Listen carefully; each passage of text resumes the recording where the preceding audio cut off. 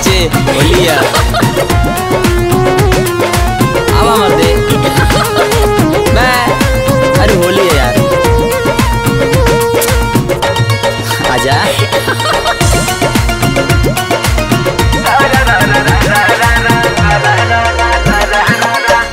कतार साली काहे छतवा से पानी हवा ना नीचे नाही करब छेड़े खानी। अच्छा हम नहीं कतार साली काहे छतवा से पानी हवा ना नीचे नाही करब छेड़े खानी। जीजा के हक होला साली के ऊपरिया ऐसा का लेला मजा दूसरा के घर लेला मजा सट के पजारिया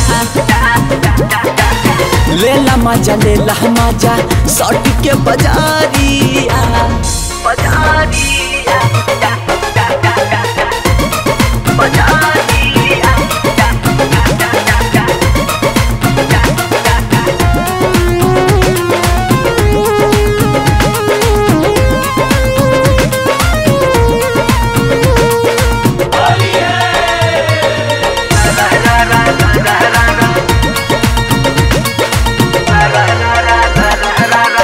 रंगवाया बिरिया से रंग बुगाल हो दर्जन साली लंगा होई न लाल हो।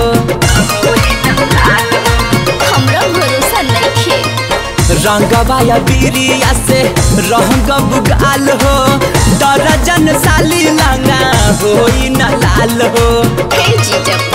हमसे मिलावा नहीं साली हो नजरिया लेला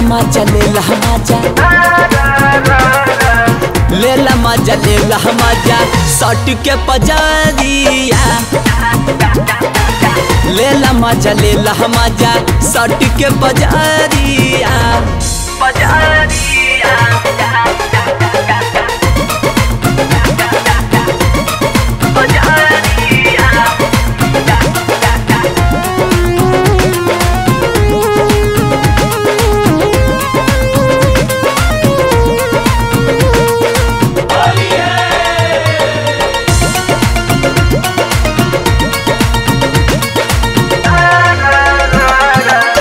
होली है साली आज केहू नहीं बोली बबुआ गणेश मनोज रंगी हो चोली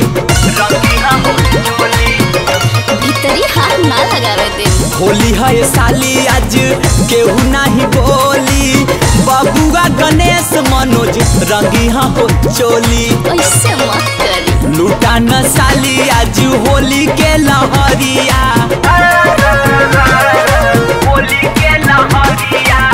लूटा न साली आज होली के लहरिया